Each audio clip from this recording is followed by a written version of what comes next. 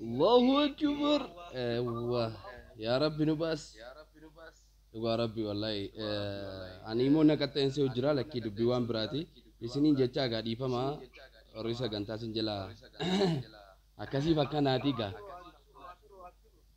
ayyen akkasi ga xiqqoosi makiinaa tokko meeqa namni jiraasa eete kukkutaniiro sosso'aadhaan egaa oyaa sagalee aruuzaa kana xiqqoosi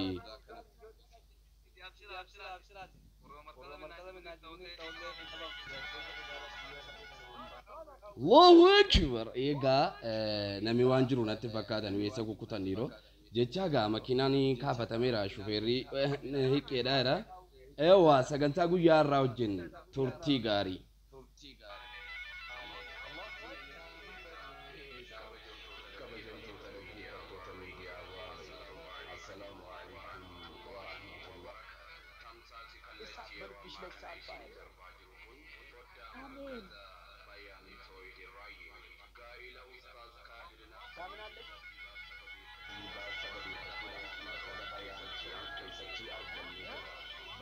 الله أكبر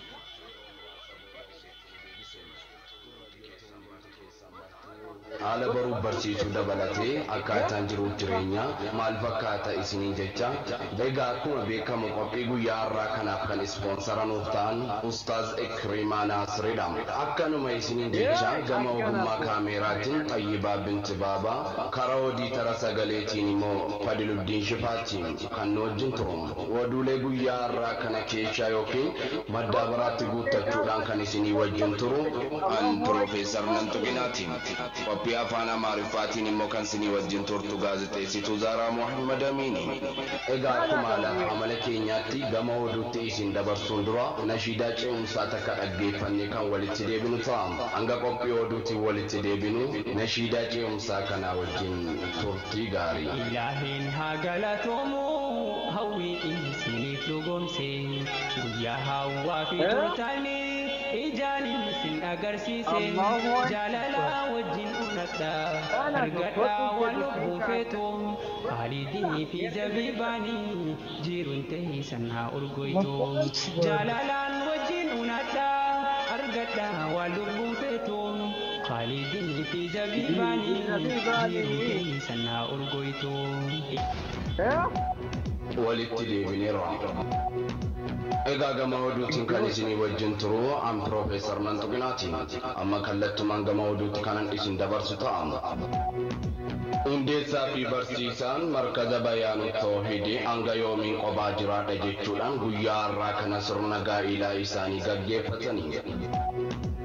Sirna gaa'ila isaanii kanarratti ustaazotii gamtaa akkasuma barattootaa fi keessummoota garaa garaa affeerrachuudhaan zanaafataa jechuutti jiranii. Waggaa bara baay'eedhaaf kanan qophaa kiyya qorraa waxalamaa ture har'a kunoo furmaata argadheera jedhu Ustaaz Kaalid Naasirii. Sirni gaa'ila Ustaaz Kaalid Naasirii fi Zabiibaa kun akka hin gaggeeffamnee fi shira baay'eetu xaxamaa ture jedhu. Ustaaz Kaalid Naasirii fi Zabiibaan kun erga walitti dhufanii baatii 3 yookaan baatii 5 hin guunne. Osoo ajanajjanaadhaan magaalaa gamaaf gamasii keessa waliin kaasin karuma gabaabaadhaan ajanajjanaa sanayyuu alaalfatanii. Karaa rabbiin keenya nurraa jaallatuun bultii keenya ijaarrannee zanaafataa jechuu qabna jechuudhaan guyyaa har'aa kana sirna gaa'ilaa isaanii beeksifatanii. Galmee qophaa deemuu keessaa ba'uu keenyatti baay'ee gammanneerra jedhu aruustootiin guyyaa har'aa. Waduu dabalataan guyyaa har'aa kana geenye bultii ijaarrachuun keenya kun akka namaatiin osoo hin taane akka kaaliqaatiin jedhu Ustaaz Kaalid Naasirii fi Aadde Zabiibaan.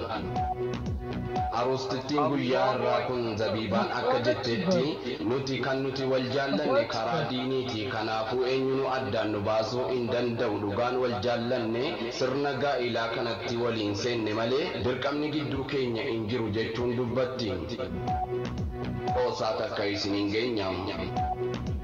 namichi huccuu suufaanarraa ergifate miliqee ba'uudhaaf yaalii godhaa ture garee yookaan guruupii filannoo jaarsaa fi jaartii keessatti qabamuunsaas dhaga'ame ergisaadhaan huccuu namaa uffatee magaalaa filannoo jaarsaaf jaartii ennaa dhaqee dhaabbatu inni nu hin qaanfatu jedhan warri yeroo sana keessatti to'atan qoosaa dabalataa namoonni maqaa abuu fi ummuu sobaatiin barreeffatanii walii gad deemaa jirtan akka maqaa keessan dhugaa barreeffatanii deemtan jechuudhaan hiriira ba'an warri bultii ijaarrachuuf hawwii osoo qaban maqaa abuutii fi ummuu arganii haadhii gaafachuu sodaatan. kanamma isiniif darbaa jiru kun oduu ijootiin balballoomii oduu kanaatiin hanga walitti deebinu sagantaa afaan amaariffaa kanaa wajjin turtii gaarii. ani shurruuchaatiin yetiidhaan nuuroo jammarii yadargammachuu faxaarii bagoggoo sittaffaq nabbar zaarii yaannante sarginaw. السلام عليكم ورحمة الله وبركاته. ودنا يتكبراتشو يبوابي ميديا دماجوج زينا يزن قربينا لك زينا غازارة محمد مركز بيان التوحيد تاكلا ሚኒስትር ወይም መስራች የሆኑት ካሊድ ናስር ዛሬ ሰርጋቸው መሆኑ ተገልጿል። ሰርጋቸው ላይ ብዙ እንግዶችና ጓደኛቸው እንደሚገኙበትም ተገልጿል። ኡስታዝ ካሊድ ናስርና ዘቢባን መብሩክ አልፍ መብሩክ እንኳን ለዛሬ ቀን አበቃችሁ ከሐራም ወደ ሐላል እንኳንም አላህ አደረሳችሁ ይላል በዋበይ ሚዲያ። ኡስታዝ ካሊድ ናስርና ዘቢባን ያለያዩ የነበሩ ግለሰቦች ዛሬ አይናቸውን ለአፈር ብለዋል። ኡስታዝ ካሊድ የማታውቂን ሰው እንዴት ትቀርባለሽ እንዴት ታወራለሽ ብሎ ካርጊያቸው እንዳታወሪያቸው የማታውቂን ሰው ሊያገባሽ ነው ወይስ ልታገቢ ነው በማለት ብዙ ሰው በመሃላቸው ገብቶ ነበር። ብታሉም ዘቢባ ፍቅር በልቧ ስለጠና ልትጣላቸው አልቻለችም። መጨረሻ ላይም ተስማሙ ተጀንጀና አልፈልግም በሐላል ነው ንካና ስር በማለት ኡስታዝ ካሊድ ጥያቄ አቀረቡ። ኡስታዝ ካሊድ ጥያቄያቸውን ተቀብላ ዘቢባ ዛሬ ደርሳለች። ዛሬ ደስታቸው ላይ በዋበይ ሚዲያ ዳይሬክተርና ፕሮፌሰር ናንጦቅና አብሮ በመሆን መልእክታቸውን እንዲህ በማለት ያስተላልፋሉ። ከዚህ መርከዝ የሚገኘው ተማሪ በሙሉ አንድ ነገር እንዳይታይበት አንዳንድ መርከዞች ላይ የሚገኘው አንዳንድ ጭቅጭቅ በሰርግ ሰበብ ኡስታዝ ሚካኤል ለምን አሰረኝ እዚህ ያለው ለሌላ ቦታ ለምን ያስራል እኔ እየፈለኩት ሌላ ሰው ለምን ያገባል በማለት መርከዝ ይበተናል። የዚህ ግሩፕ ተማሪ ደግሞ አንድም ነገር እንዳታመጡ መልእክት ነው። አንዳንድ ቦታ ላይ ማታ ኒካ አስሮ ሲያድር ዋት ከእንቅልፉ ተነስቶ ወደ መርከዝ ቢገባ መርከዙ ባዶ እሱ የስምሩት ላይ ገብቶ ሲያይ እንዳለ ህዝቡ ሊፍት ሆኗል። ሊፍት አያስፈልገንም ይላሉ ዳይሬክተራችን። ማንኛውም ሰው ከቅራቱ እንዳይቋረጥ ከበፊቱ በላይ ጠንክሮ ኡስታዙን ይዞ ምን ያስፈልጋል በፊት አድርጎ የማያውቀውን ዛሬ ማድረግ አለበት እንጂ ከግሩፕ መራቅ አለበት የለበትም። ማንኛውም ሰው ሀዲያ ይዞ መምጣትና ሀበባ የመሳሰሉት ፖስተካርድ ዴና ነገር ይዞ ወይም ሌላ ሀዲያ ይዞ መምጣት እንጂ እንግዶቹን በጊፍት መቀበልና እንግዶቹን ማዝናናት እንግዶቹን መጫወትና ማብላት መጠጣት የኡስታዛቸው ሰርግ ላይ መደሰት እንጂ ማክሮፍና ቅኔ ማውራት እንደማይቻልም ተገልጿል።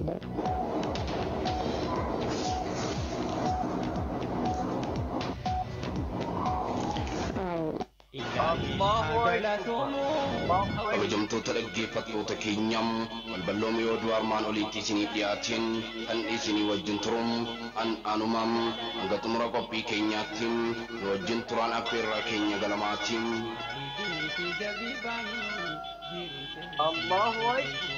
Egaa maarreen akkuma beekamu guyyaa har'aa kanam bakki nuti itti argamnu markada bayaan ta'uu yoo ta'u sababaan nuti asitti argamneef immoo sirna gaa'ila Ustaaz Kaalid Naasiriitiin zabiibaa ta'uunsam shakkii tokkoyyuu hin qabu. Egaa maarreen hundeessaa fi barsiisaan markada bayaan ta'uu kanam hanga yoomii qophaa jiraadham raawwata lamaa jechuudhaan guyyaa har'aa kanam jechuun akka lakkoofsa hijraatiin Zulhijjaa guyyaa sadiin ji'a 12ffam waggaa 1446 yoo ta'u akka lakkoofsa faranjootaatti immoo Mee'ii guyyaa 30 ji'a 5ffam bara 2025 irratti guyyaa Jumaataa ollee galgalam sirna gaa'ila isaanii kan gaggeeffataa jiranidha. Ustaaz Kaalid Naasir kunin sirna gaa'ila Ustaaz Kaalid Naasiriitiin zabiibaa kanarratti Ustaazotii gamtaatiin barattooti ustaazotii gamtaa dabalatiin keessummoonni bakka garaagaraa irraa argamaniiru egaa maarreen itis akka hojjettoota miidiyaa bu'aa bayitiin karaa jarri keessa ba'uudhaan guyyaa irraa kana ga'anii injifannoo galmeessan kana sababeeffachuudhaan Ustaaz Kaalid Naasir kana akka dubbisnetti bu'aa bayii akkamii dabarsuudhaan guyyaa irraa kana geessan jennee akkas jechuudhaan dubbatu seenaan keenya baay'eedha namoonni takka ni jiranii akka ani zabiibaan kun walitti dhumne bultii kana in ijaarranneef kan qabsoo godhaa turantu jiru qabsoo isaanii sanammoo kee bubbeen fuuteef illee samii buutee goone guyyaa kana ga'uudhaan kan injifannoo galmeessinedha dubbii hunda hin dubbatanu abultu dubbiin keenya seenaa keenya kaasnee yoo siniif himna ta'in waan dhiyeenyatti dhaabatu miti fageenya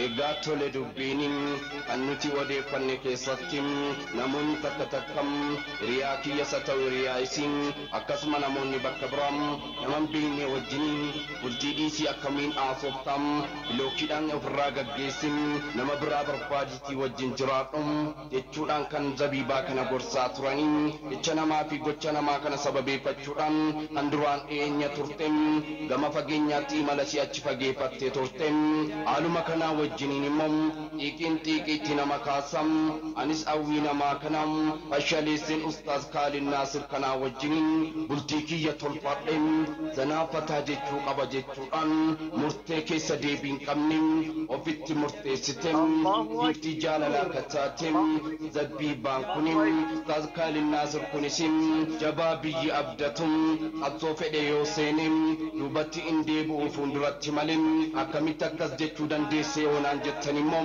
kunoo guyyaa irraa kana waa baay'ee dabarsuudhaan injifannoo kagalmeessaa jiru ta'uunsa ragaa quusaadhaan egaa akeekkadhaa malee maaliif calliftaniirre zanaafataa jedhaa malee guyyaa gammachuutiin guyyaa waliin jedhanu baarakallahu lakuma wa baaraka alaykum wa jamaa bainakum shaabaluunjin minoonaachuu innaantem meemee qoosaa tokko isin dhageessisuun namichi huccuu suufaa tokko narraa kireeffatem osoo fudhatee miiliquuf yaalaa jiru daree yookaan guruupiin filannoo jaarsaaf jaartii keessatti to'atamee jira baga gammaddan baga gammannem hundumti keessan orri firam sagantaa baay'eetu dudduuba kiyya jiru waan ta'eedhaaf amma dubbii isinirraan gaggabaabsam ilaa kanatti aansuudhaaniin dhaamsa guyyaa har'aanatti kenname tokkoon isiniin gaachuu barbaadam Ustaaz Kaalid Naasirii fi akkasuma zabiibaa dabalatiin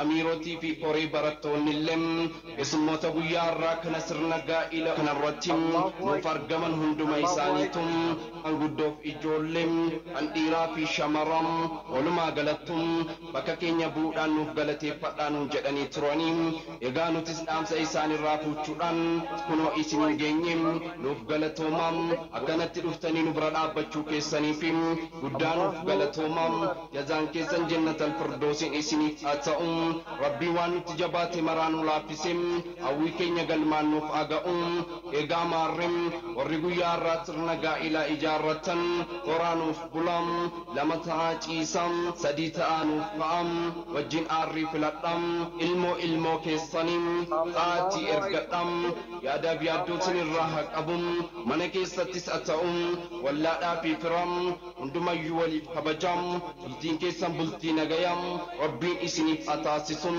maqaa daaliktera miidiyaa bu'aa ba'iitii fi hojjettoota miidiyaa bu'aa ba'iitiin hirrinaa fi dogongoraa argame kamiifummoo ifama guddaa isin gaafannam hanga qophii biraatiin walitti deebinum nagaan nuuf jiraadhaa isiniin jechuu barbaannam baarakallahu lakuma وبارك عليكما وجمع بينكما في خير الجنة.